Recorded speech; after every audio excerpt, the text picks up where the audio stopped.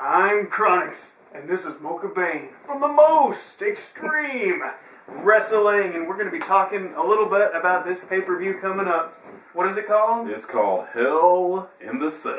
And it is the second pay-per-view of this month, which I think, I don't know about you, seems like a little bit much. Yeah, it's a little excessive. I don't know why they just had a horrible pay-per-view called Battleground. But hey, Vince McMahon, it's your money, man. Do whatever you want. I mean, I guess if they think that people are going to actually pay to watch both of them. I didn't watch Battleground, and I'm only a little bit excited about this pay-per-view. I mean, the Daniel Bryan match has got me hooked. I want to watch that, no doubt. Yeah, I do, even though I think they're going to screw him over. Well, we'll start off with what Wikipedia, we're going by their list of match order, not what it actually is or what we think it is. We're just doing this for simple reasons. First, we got Cody Rhodes and Goldust. So glad they're the tag team champions. Yes. So awesome. Going against the Shield and also the Usos. I was not aware that this was a triple threat tag team match. Oh, come on, man. You were at the show in Memphis. Like, how did you not know that? You fall asleep in the crowd? Listen, I don't know if everybody's been to a show watching this, but sometimes it is so loud that you can't hear these things. Did they say it on commentary? All right. In your defense, yes, they did, and they said it on TV, and they had the graphic on TV. I was out. There was no graphic to be seen for us. All right, you guys wouldn't know. I guess the live audience wouldn't know that. See, we didn't know. Us at home keep it cool because Raw was incredibly boring, and I was sick on top of that. So look, it wasn't boring to me being there, but hey. So see, I didn't know because they didn't tell us. No, and unless they said it on the microphone, I didn't hear it. But anyways, that match is going to be happening. I don't know why they put the Usos in there. What was the reason? Because the Usos are the actual number one contenders. Right, okay. And I guess, what's the new heel faction called? The Administration. They cheated the Usos and gave the automatic rematch to the Shield. But I guess that's the madness, the method behind the madness, and them explaining what's going on. So, well, I guess you got to have the Shield in there because they're the ones who took the belts, or they're the ones who lost the belts, right? They did. And the only reason I think they're putting the Usos in there is because they are on Total Divas and they want to push that. I really believe that's the only reason. Well, the Usos are actually great wrestlers. They're a great tag team, and I'm kind of one of the. I think there are two tag teams that really need to get their just due. That would be the Uso brothers and the Primetime Players. Well, I think that they're done with the Primetime Players, which is upsetting to me. It looks like a WWE cashed in on Darren Young coming out, and it really sucks because both of them have talent. I mean, they're both great talkers. They both have talent. The Uso brothers, I mean, you never really hear them on the microphone as much, but they're over with the crowd. Yeah. They remind you a lot of the, and we're about to show our age here, but we don't care. Late 20s, we're awesome. You remember the Head Shrinkers? Mm-hmm. And then the Wild Samoans. Well, yeah, and wasn't it funny that on Raw, you had Roman Reigns and the Usos wrestling, and aren't they, like, related? Yeah, Roman Reigns is the brother of Rosie.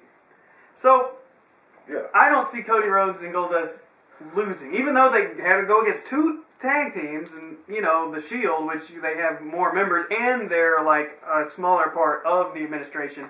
Yeah. I would be heartbroken to see the tag team titles come off. Man, Goldust is looking good, man. It's the best we've ever seen Gold. All right, what about this? Do you think that it could start having like a breakdown of the tag team of Cody Rhodes and Goldust? Do you think that could start now, or if they even do it? Actually, I don't even think they're going to do it. They're going to try to put the screws to the Rhodes family collectively, if anything. Or I would say, since this is like a triple threat match, like, maybe Goldust and Cody Rhodes gets thrown out of the ring, and then something happens with the Shield where, one of the Uso brothers pins them and they finally win the belts. I mean, that's the only way I can see getting a payoff from a match of this type. But Goldust and Cody Rhodes will probably retain them. If they lose the belts, it'll be on Raw. Yeah, I think they'll probably keep it here. I'm hoping. Now, I know my battery is flashing, so I'll move on to AJ and Brie. AJ's the champion. Championship's on the line. I guess her concussion is not a factor so much anymore. She wrestled. I do not want to see Brie win. I don't think she really deserves it.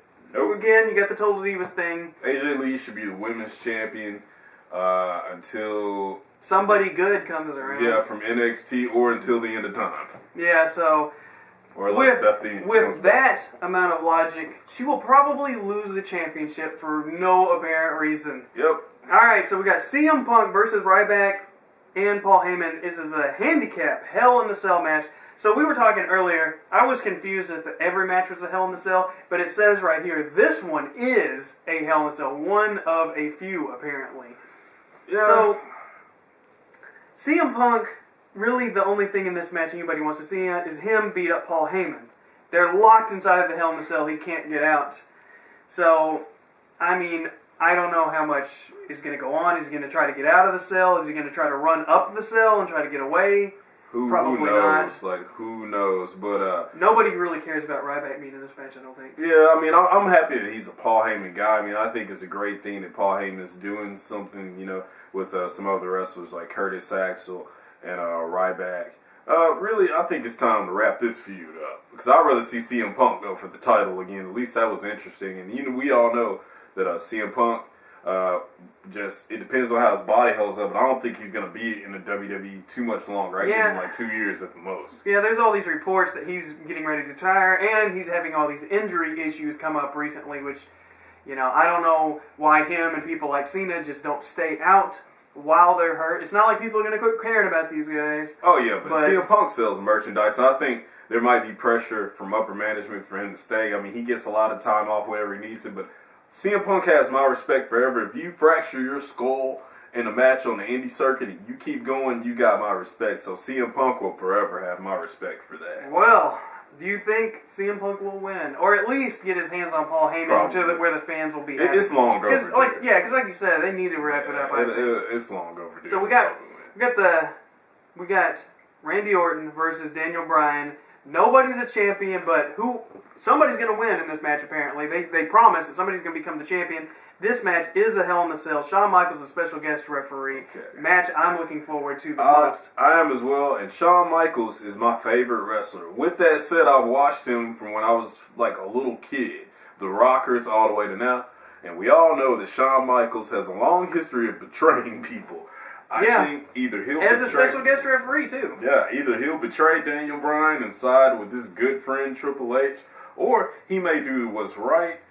Or Daniel Bryan may get the title, and then something happens, some type of swerve or Raw where he gets to take it away from him. Look at the last time Shawn Michaels was a special guest referee in a Hell in the Cell. He super kicked The Undertaker right in the face, almost took his streak away. Yeah, he did. So, I think.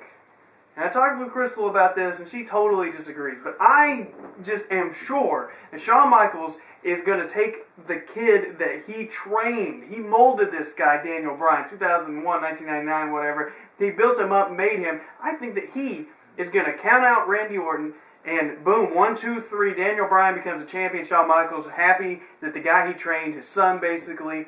And then next night, Monday Night Raw, Triple H comes out there and be like, you did the wrong thing, you are fired, you are done, you are out of here, and then does like a heel thing, just to further Triple H, because Shawn Michaels is not going to be around every week, so why not just be like, you're fired and stuff. That's what I think is going to happen. Yeah, and then one thing, you remember that remark that CM Punk made on the episode of Raw where he said William Regal trained Daniel Bryan, Shawn Michaels just stole $3,000 from him. Oh. Yeah, that was crazy. I was around during those Memphis days. But Shawn Michaels had a hand in it, but we all know William Regal.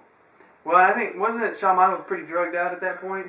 Probably. Yeah. So do you agree with what that? I mean, that's what I think is going to happen. Otherwise, Randy Orton winning, I think. People were demanding their money back on the last little title change they did, which I thought was stupid.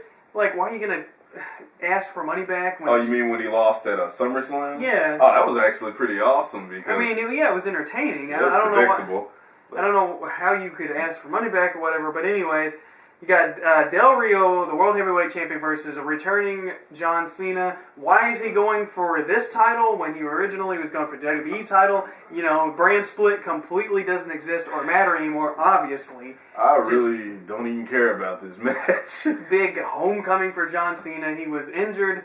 They said that he had torn his bicep, but to me, that didn't look like a torn bicep, but, I mean, how would I know? It was on his elbow. It just looked kind of, I don't know, it was...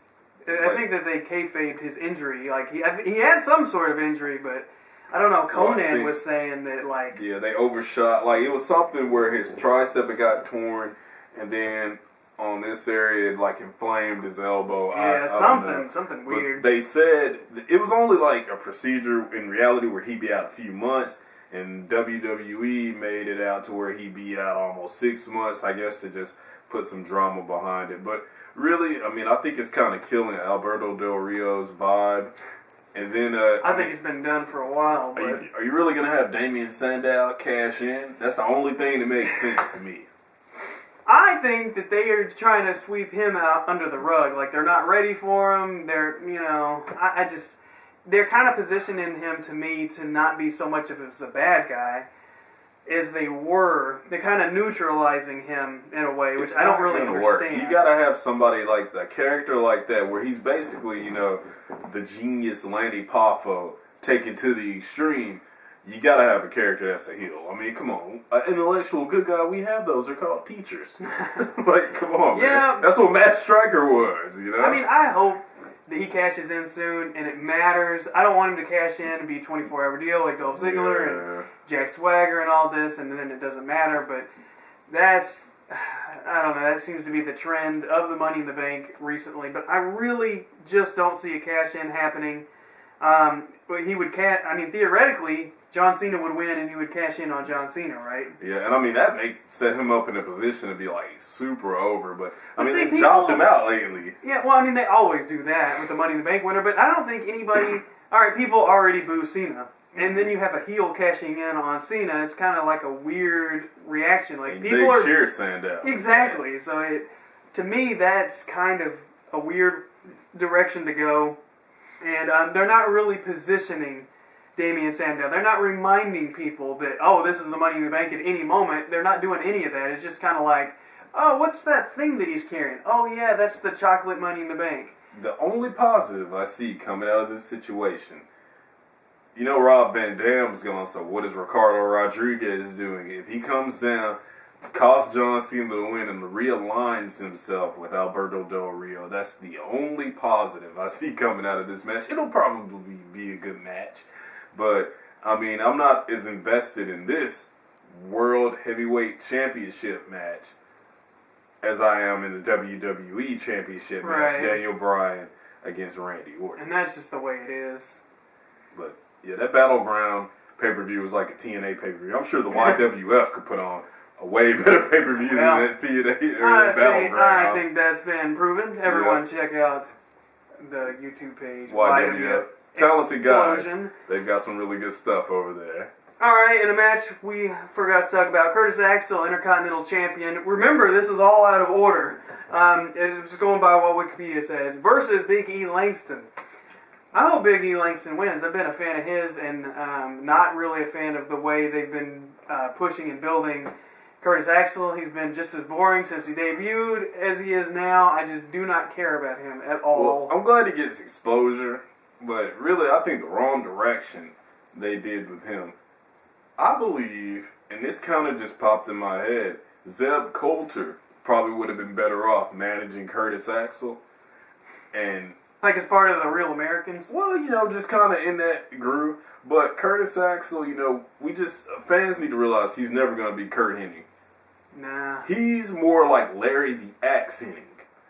Where he's a brawler, he's big, he's rugged. I mean, we're not going to get Mr. Perfect with Curtis Axel. He just doesn't have the look or the personality, the charisma to be that. No, but he does remind me a lot of Larry the Axe Hennig. Like, Larry the Axe used to just go around beating people up. And it was crazy.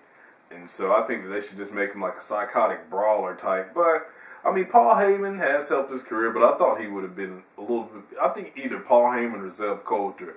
Or just, somebody else that could talk, like Matt Striker would have been a great Heenan family type manager, but yeah, but he's gone. Yeah, they dropped the ball on that one big time. But that is Hell in the Cell. There's a pay-per-view coming up this Sunday. Hoping that Daniel Bryan's going to walk away the champion. That's the only real thing I'm looking for. Yeah, Paul Heyman getting beat up by CM Punk might actually be funny. But besides that, I mean, hey, We got Survivor Series. Hey, it's true. And I mean, John Cena's coming back. I don't think anybody's attitude's changed about John Cena. It is what it is. So. Yeah. I mean, it's kind of good to see him back, but as long as, well, I mean, I don't know why I'm going to request a character change. It ain't never going to happen. Sells too much merchandise. Ain't going to happen. All right. So, as you mentioned earlier, I was at Monday Night Raw with Marco Rose, and I actually posted a video from being there, like a little bit of a thing going on. It's on my Facebook page. Didn't upload it to YouTube because I have to watch out for copyright infringements, which I absolutely do not want from WWE. So please check that out. I got the links in